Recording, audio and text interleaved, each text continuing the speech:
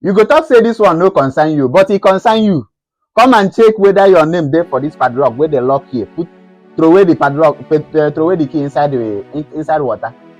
Come, if your name there here, go and meet your pastor. Any person will go deliver you.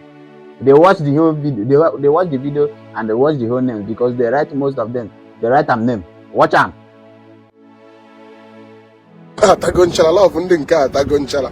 Hey, Chineke ka You see am. Ekwe ebe ndị ọcha na-abịa akpọchi love ekwetọ biko. Akpọchi atụ ike. That's a love luzie na-aga. Nsikwa m ihe some of our brothers ji awụ ha nọ ya ebe a nnata awụrụ problem onye na-asị asị ha na-ataba ha asị gị laịlaị. Ndị be m ha ma akpọchichara karịa ndị mmadụ. Ị na-akwa eme ọyị na be m ya marakwa ka isi eme ọkwa akpọchi atụ iki na mmiri. Akpọchi atụgbu iki na mmiri kilo. Nsokwa m nekwe nke a nekwe ihe onye nke a dịrị also my chairman gịnị I love you forever.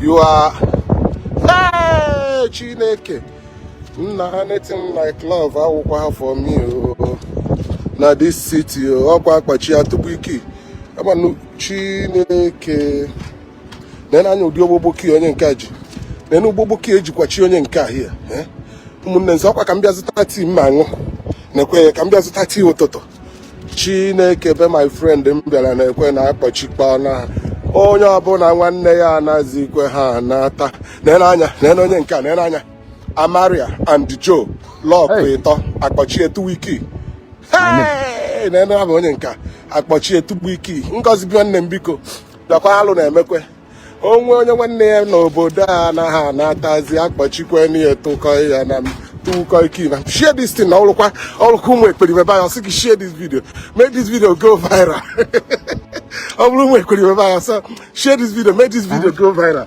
ka amarakwa na onye ejebe na nke dadi GO ha ka ekpepụtaba ụmụnne ya onye ọbụla nwanne ya na ọbe m ha ma na-anata nekwana mmiri ebe a tụrụ iki ya akpọchie n'ihe tụị ọnọgidezi obodo ilu na-azụ emegosibo onye ghara ibi ya nekwe n'anya n'anya sọ ndị kwanụ very greedy as well ewere ogbogboki n'enu ogbogboki onye nakwa emere onye nke ha Chineke n'anya ihe mmadụ were kpọchie mmadụ ibe etuwu oki ọ na-emekwa ebele ka m na-egosikwa ụnụ ndị ahụgoro ndị obere lọvụ ndị kirikiri lọvụ na-egodo ndị kirikiri lọvụ ki nke a biko Chineke ọkwa awa ka m na-achọgasị n'enu onye nke a mechara were akwa kechie ihe na-ebebe oke na-ebekwebe ogene abịasị na ndị native Dr. Bina eme ihe Chineke ndị a akpọchikpa ụmụ mmadụ onye nke nazi aga iwebe ha some of them yi ekolo akpa ka mụmụ na-eso nwunye be ọ dị ekolo akpa ịma na akpọchigo etu ya na mmiri ị na-agwazi ịma na ọgwa onye na-agwa na onye nke a dai setin onye nke a gụrụ n'elu setin o juwe Chineke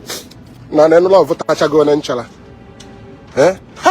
alụ eme ka nekwe nke a na ka ịjọ just because you don't know how to change your life it doesn't mean what because ka na imetụ aka ikuku it doesn't mean I can't be done. Hey! I'm here to help you. Unu ewe n'iwu ụmụnne m abịakwana m ọzọ onye m bịara be ya oche na m kwuru egwu ọma na m pụtara na bụzi ebe akpọchisiri destiny ụmụ mmadụ na enu ka esi were mechaa onye nke a kpaa ya ka attachment. Una don see am. This one now na for Birmingham, for United Kingdom. Now you dey see this thing now. If na Nigeria now, hey, they go carry their pastor. Hey, now diabolic. People are committing felony. They go there, go scatter everything. As you can see now, this thing has been there for years, and people keep on coming there to put this thing now. If you love somebody, you go just write the thing, lock them, put them inside the river there, and go your way. That's where people lock their prayer, drop their prayer points. This is where they do them. But for Nigeria now, we dey see this kind of thing. Now, but for shrine, you understand? Most of them are for shrine. I go talk the truth. If you see padlock, most of them are for shrine, and most of them are with the belief saying na people's destiny they lock that place. If the Nigeria now they for don, hey, why should government allow this? Go carry their pastor, go break all of them. Use a salt where person suppose use cook. Palm everywhere, everything back, bush. But these people, they still preserve their own. England, UK. I say UK. Now no say those Oyibo na them bring Christianity to us, and they practice this kind of thing now. If you dey do this kind of thing for Nigeria now, you are committing felony. When I share this video so that our people go dey see am. Our people go dey see am. You understand? It's like an eye opener. Make people know say this life, if you don't know who you are, nobody can tell you who you are.